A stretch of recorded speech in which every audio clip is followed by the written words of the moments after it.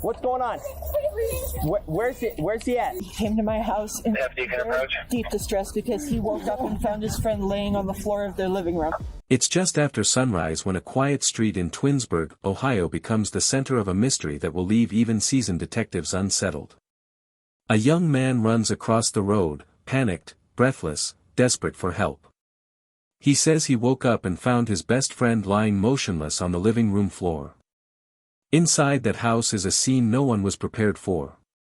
Before we continue, if you appreciate carefully researched true crime documentaries that focus on truth, accountability, and respect for the people involved, please like this video and subscribe to the channel.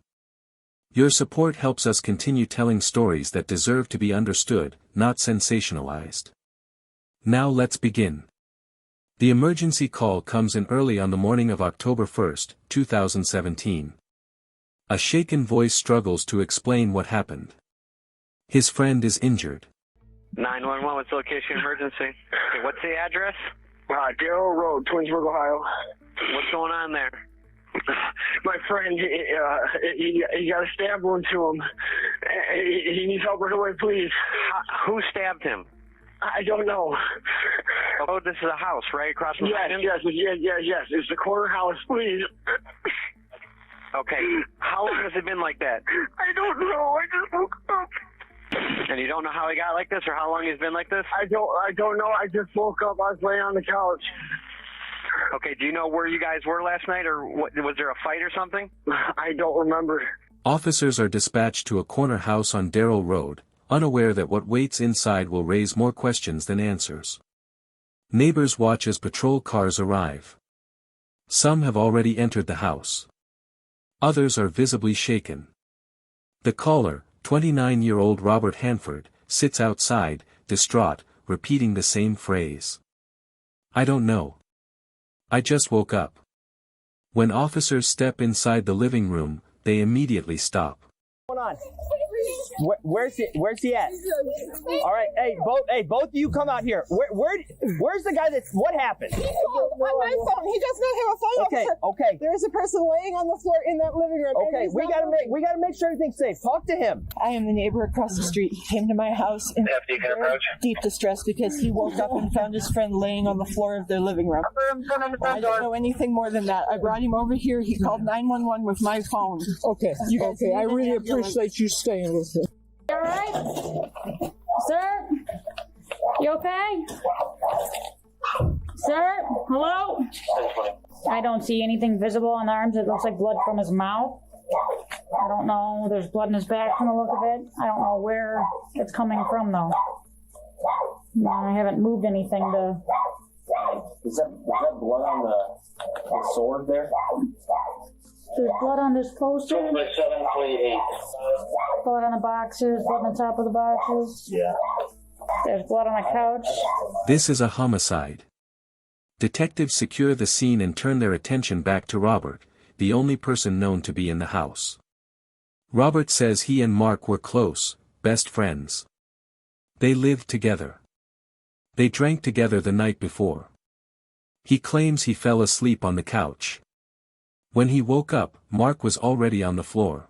I'm his best friend. Okay. What's your name, dear? It's Robert Hanford. I don't understand. I'm sorry. It's Robert Hanford. Okay, Mr. Hanford, who's the guy inside? His name's Mark Bates. Okay. Were you here last night? Yes. Did you wake up and find him? Yes. Okay. And he doesn't have a phone, so he came to me to get a phone. Out there, he was laying on the ground. 77. Who else was here? Just me and him. Okay. Were you guys drinking? Were you using drugs? Drinking, yes. What were you using? We weren't using any drugs, we were just drinking. Okay. What time last night did you last see him talk with him? I don't remember. It was, I don't know. I don't know. Okay. Do you remember what time you got home yesterday? My dad picked us up about, I don't remember. It was I think like 6 o'clock maybe. Okay, so around dinner time yesterday, somebody picked you up. It was my dad. Your dad? Where'd he pick you up from? He took us up to the store. He picked us up from here. And he brought you home. Okay. And you guys were drinking? You guys are like roommates or something? Yeah, he's my best friend. Okay. So you guys are drinking and what? Are you watching a movie or playing video games, talking? I don't remember. We're here and I don't know. I woke up on the couch and I ran across the street and he used my phone. I don't have one. Mine was dead. This is Robert. Robert lives here with this gentleman. They're roommates. He says they were together last night. They were drinking. He fell asleep on the couch and he woke up and found this. There's no one else here. Okay. He's got blood on his hands. He's got blood on his clothes. All right. Okay. Do you have anything in your pockets? Okay, we're going to search you, okay? Go ahead and stand up. Wait, put your gloves on. We're just going to search you, okay? You got anything on you? Hands up on your head. Yep, on your head. Okay. These are clothes you've been wearing all night? Yeah. Robert insists. He doesn't remember an argument. He doesn't remember a fight. He doesn't remember leaving the house. But officers notice something troubling. There is blood on Robert's clothing. Blood on his hands. Marks on his body. He says it must have happened when he tried to help. Detectives aren't convinced. As officers canvass the neighborhood, a disturbing timeline begins to form. Multiple neighbors report the same thing. At around 2:30 a.m., Robert was knocking on doors. He was covered in blood. He appeared frantic, confused, and disoriented. One neighbor let him inside briefly. They cleaned blood from their doorway. They assumed it was a misunderstanding. No one called police. By the time authorities were contacted, hours had passed. This detail changes everything. Neighbors mention something else.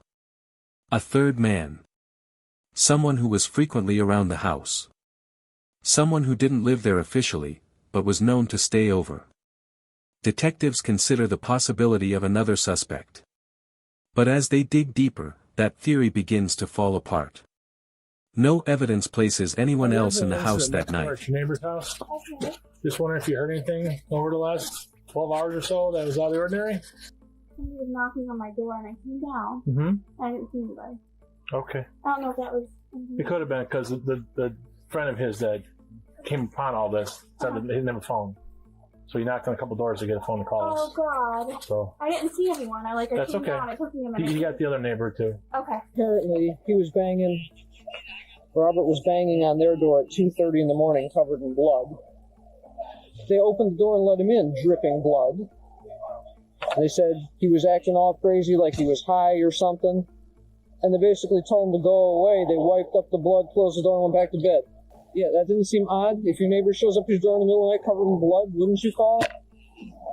I'd be calling the police. You think? I mean... Well, that gives us our time frame anyway.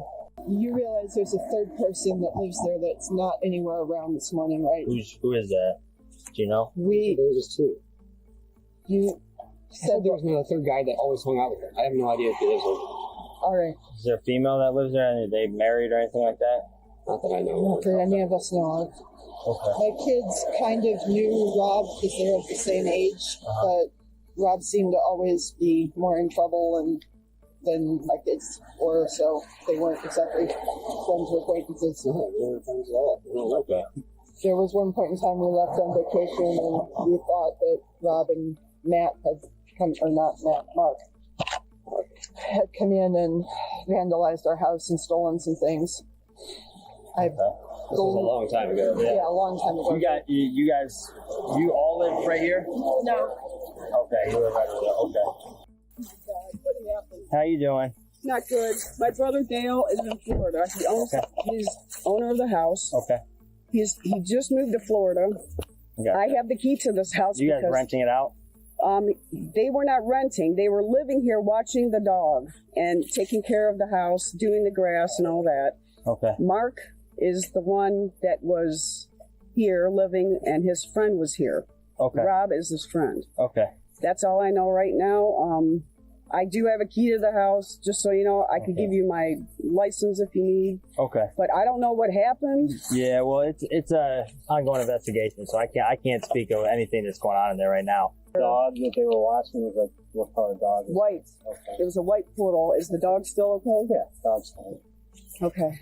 Because I was here yesterday, and I let him talk to his mother on the phone. His phone wasn't Were working. you here yesterday? I was here probably 2 o'clock.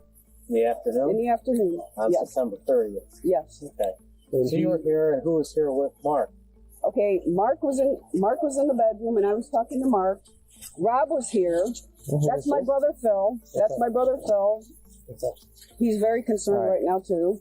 So Joanne was pissed because you guys are sending pictures of the house. Yeah, that was a week ago. That was yeah. But I'm assuming she's upset because the condition of the house. Yeah, the condition of the house. Yes. And she called, oh, I'm embarrassed, and you know, we didn't think he was going to be like that. You know, you guys had a verbal agreement that, hey, stay here, watch the dogs. Yes. But take care of the house and all that. But they were letting the house get trashed. He did say I was the only neighbor that answered the door, so I think he may have been over there or over there. I don't know what, but I think he had been on the run. He was out of breath. He was red-faced. I really think he was running around the neighborhood, beating on doors, trying to get somebody to answer their phone. Come back to the house. Or to use their phone. This third guy that hangs out there. I don't know if he used to hang out with these guys a long time. Okay. And there was a third guy named Matt that was always with them. But I didn't even know they were living there, so I have no idea whether he's with them or not. Okay. He's older though, right? You say you guys haven't seen him around at any. Apparently, my brother knew that he was living there. My brother didn't tell me. I had no idea he was even there. So it says that he's probably, he could possibly be living there. Okay. I work second shift. I've come home lots of times at 11:30 midnight. I have chickens, and I always double check everything with them so we don't have any predators in the middle of the night. Yeah. I've heard somebody over there that sounds like an older man yelling, singing. He sounds like he's out of his mind most of the time. Do you know any features about the guy? Is he white, black? He's white. He's got messed up teeth. I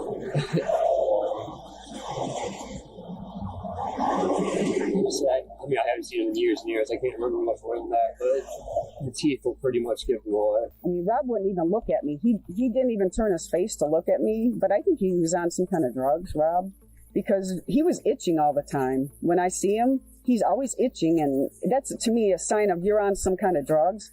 And his face was all like, scratched up, and that's heroin. That's heroin or crystal meth. Now, I know Mark had some depression issues.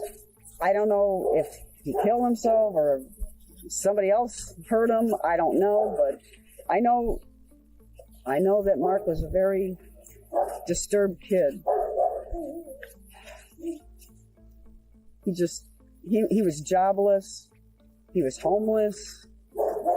I know he witnessed his father's body a long time ago, and that never set with him, and he always has had problems with his he had to, what do they call it, view his father's body when his father got in a car accident and he was decapitated. Mark had to see that. Yeah, so that always messed his head up. Blood on his hands. He has blood on his pants. Did he say he touched the body or anything? Or? I can see a spot on his knee where it looks like he knelt in some, but he has splatter on him. I talked to him last night, or this morning at 2:30 a.m. Robert knocked on the door. Yep, 2:30 this morning. Had a gray hoodie on, blood from the hood down. As he was knocking, the wife answered, because they had like a cousin over, and he just left, so she assumed they forgot something. Open up the door. He walks in. She notices his right knuckle has glass in it, and they had blood on the front door. They cleaned it off. Where he was standing, right when you walk in, there's blood there. They cleaned it up. They said he was acting very strange, possibly. Kept looking down. But they didn't call us. We don't know where the spray hoodie is. Phones. Messages. Witness accounts. All signs point back to one reality. It was just Robert and Mark. Mark Bates had struggled for years. Friends describe him as kind, but troubled. He carried emotional trauma from childhood. He battled instability and addiction. Robert Hanford had his own struggles. Neighbors describe erratic behavior. Signs of substance use. A volatile lifestyle. Yet everyone agrees on one thing. They were close. So close that the idea of one killing the other feels impossible. Until the evidence says otherwise. At the station, detectives shift tone. They don't accuse. They don't threaten. They ask one question. What happened last night? Robert sticks to his story, until contradictions pile up. He knew his friend was stabbed before anyone told him. His injuries don't match his explanation. Key for you, Rob, is to be truthful and kind of tell us what happened without making something up, okay? And like I said, I know your history and I know stuff. And I know what I've talked to the neighbor next door, and I was up there for about an hour just talking up there, talking to people looking around, seeing what was going on. So I saw, the condition of the house and stuff like that. Best thing to do is, number one, tell me what happened in that house tonight, how your night went. Today is Sunday morning, right? Yesterday was a beautiful day out, nice cool day. Did you work at Union yesterday? No, I was supposed to, but I guess it was good, so I never really. Where does Mark work? Where does he work? He's unemployed. All right. But just kind of tell me what happened on Saturday night and Sunday at the house. Did you do anything last night? No, we were just drinking. Drinking what? Alcohol. Like what kind? We had a 12-pack of natural basic and zero reserves. So you guys drinking any girls over or anything like that? What time do you think you kind of went to bed? I have no idea. Like I said, I woke up on the couch and just made up. And what did you see? He was sitting there and I see blood around him. Okay. That's it. Did you touch him? It was cold. Okay. Then I ran to the neighbor's house and my phone was dead. It wasn't turned on. So I ran to the neighbor's house and the one didn't answer, the other neighbor didn't answer, so I ran across the street to the Roland's house because I went to school with their son. Yeah, I know. Across the street to Roland's. What time in the morning was that? I don't know. I mean, you were sober this morning, right, when you went over there? Mm-hmm. Yeah, I woke up and he just on the floor. Okay. And you don't know anything about what happened at all? Nobody came over, though? It was just you and him? When you called dispatch this morning, when you called 911 this morning, okay, you basically said he had a stab wound. Okay. Now, I don't know how you knew that by not knowing anything other than he's laying there cold. Because I was just over there, I couldn't see no stab wound. So, here's where we're at, Rob. Now, something happened between you and him last night. Just apparently we were arguing or something. Yeah, you gotta tell me. I don't remember though. Well, you gotta tell me what you can remember. Because my neck hurts too. Like my neck's all sore. Like you guys were fighting or something? Yeah, but I don't remember fighting with people fight. Okay, me and my son fight. Me and the guys at work, we argue, we fight, horseplay. Things happen. Okay, but you gotta help me figure out how the whole house is destroyed, damaged. Blood's all over the place. You got blood on yourself. You have blood all over your clothing.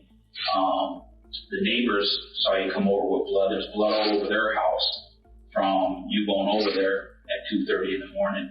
So I know you know what happened, but don't let me try to figure it out. Help me, tell me how this went down. Whether it was an accident, you guys were horseplaying, whatever happened. Okay, you can cry, and I know you're upset because he was your best friend. I know that for years of being here. Okay, you guys are like blood brothers. But something happened last night, and whether he instigated it, you instigated it, we all need to kind of know. Understand? So it's very important that you kind of tell me how it went down. Or we're just going to think that you just killed your best friend, which I don't think that's the case. Get it? I don't think it was purposely. You know, there's drugs laying all over the house. There's a couple crack pipes laying in the living room. You know, I know you guys aren't Snow White. And I know you're not Snow White. And I know you do silly things. Okay? And you got a problem. You got a little bit of an addiction problem. So does Mark. We all know that. We were there a couple months ago when he overdosed. Kind of help me out. Tell me how this went down. What happened? The blood patterns don't align with a simple discovery. Detectives press gently. They remind him the truth matters. And slowly, the story changes. Robert finally admits something crucial. There was an argument. He says Mark became aggressive. He claims he was grabbed from behind. He says he couldn't breathe. In panic, he reached for a knife. He insists it was self-defense. He says he doesn't remember how many times. He says he blacked out. He says he never meant for it to happen. But investigators know memory gaps don't erase responsibility. If you're finding value in this careful breakdown so far, a like and subscription quietly helps this channel continue producing in-depth true crime documentaries focused on truth, not hype. Now, back to the case. Started going. I don't remember why we were arguing. She started choking me, and I couldn't breathe. And then I did stab him with my knife. I tried to get him off of me. And I don't remember what happened after that. I think I went to the neighbors, tried to call 911, and I don't know, and then somehow I ended up on the couch. Where'd you stab him with the knife? Under the arm? I don't know. He was fucking me. I just don't think that. What kind of chokehold did he have you in? Where's the knife at? Don't know. Did you? Should be in the house or something. Did it buried in the yard? Did you throw it? No, I don't know. Like I said, I don't know. I remember running to the neighbor's house, called 911 because my phone wasn't working. And then next thing I know, I wake up on the couch. Okay. What kind of knife was it? It was just a little pocket knife. A little pocket knife? Do you have it on you now? No. What color is it? Black. Does it flip open? How long was the blade? Maybe 3 inches, 4, maybe. Right. Well, it looks like a pretty good fight. You know, the table's busted in there and everything like that. Well, you don't know what the fight was over? Was he mad at you for drugs? I don't know. We were sitting there drinking it, and then I remember us fighting, and then I woke up on the couch. I remember when you said I was at the neighbors at like 2:30 or something. Mm-hmm. I do remember doing that, and then next thing you know, I woke up on the couch. I don't know how I got back. I don't even remember going back in the house. Right, I'm sure you were dazed at that point. You know, you guys had just a traumatic fight. You know, that's understandable. I didn't mean to do that. I just wanted him off of me, you know what I mean? Mm-hmm. Well, how were you, if he's choking you, how did you have a knife in your hand? I always have a knife in my pocket. So he's choking you? Why is he choking you? How'd you get the knife? I went like that and grabbed it, I guess. Or did you have it out when he was threatening you? No, I don't know. I wasn't threatening him. Why would you do that? Like I said, I know you guys are friends. You guys are thick as thieves, you know? He's your best friend. You were living together for a long time. It's just you guys apparently got in a fight and got out of hand. Is there any reason why you didn't call 911 last night? My phone wasn't working. That's why I went to the neighbors. So I can use their phone to call them. Did you tell them to call 911? I don't even remember talking to anybody. Well, all they said is you're apologizing for turning off the alarm or setting the alarm off, their house alarm. You're like, I'm sorry. You know, I'm sorry I set your alarm off. Do you remember sitting down in their living room? No, not at all. So you stabbed them once from over your shoulder with what, like this, your right hand? Well, we gotta try to figure out how you got all these cuts on you and stuff because you came over with blood all over you. To the neighbors? Mm-hmm. You got blood all over your house. I don't even remember being in their house. I remember knocking on their door, that's it. So if you came at him, it's one thing. If he came at you, it's another. But you can't make that stuff up, okay? So, like, if you went after him and he was, you know, like the stab wound, for instance. Okay, we know now he stabbed, all right? You're saying that you went over your shoulder when he had you in a headlock. Did you go underneath his armpit or over his shoulder, over your back? I just remember going like this, I wanted him off of me, just went like this, because he was behind me choking me. When we analyze his body, just so you know, we'll be able to tell if that angle is the angle of the stab wound. Do you understand that? So that's what the medical examiner does. Medical examiner will take that stab wound, will find that knife, it will find out the angle that it went into his body. Okay? So we had a lady that was stabbed a lot of times, and you know, a lot of the wounds were defensive. She had her hands up like this, and so the coroner was able to go and put like trajectory rods in to show how the wounds were made. Okay? Same thing like with this. If that's what happened, and that's what the evidence will show when they do his autopsy, if that's how the stab wound came in, that's great if that's how it was. But I want you to understand that if it doesn't come back that way and it's something else, okay, it just makes you look like you're lying. Okay? And the most important thing today is to make sure that you are not called a liar. You know, because you didn't initially, it wasn't, I know you didn't want to tell me that you stabbed your buddy, and I appreciate you being cooperative, okay? Don't get me wrong. I know that there was a lot of shit going on in your head at that time. You had to make rash, quick decisions, and you know what you did, okay? You got to tell me where this knife is. So I don't want to search the whole house or dig a hole with a canine and bring out metal detectors. You got to tell me where it's at, all right? Just tell me where the knife's at so we don't have to waste $3 per day looking for it. To the yard, around the pond thing. Here in the pond or around the pond. So I remember I had it, when I left the house, I had it right there somewhere. Did you stick it in the ground and stick it in and bury it? I didn't bury it or anything, I just threw it. Threw it in the yard? Okay. Robert Hanford will face the consequences of that night. Regardless of intent, the outcome is irreversible. 2 lives destroyed. 1 decision. 1 night that can never be undone. Cases like this remind us how quickly unresolved conflict, substance abuse, and emotional instability can turn deadly. If you believe stories like this deserve responsible analysis, truth, and accountability, please support the channel by liking this video and subscribing. Your support allows us to continue producing true crime documentaries that honor victims and seek understanding, not spectacle. Thank you for watching.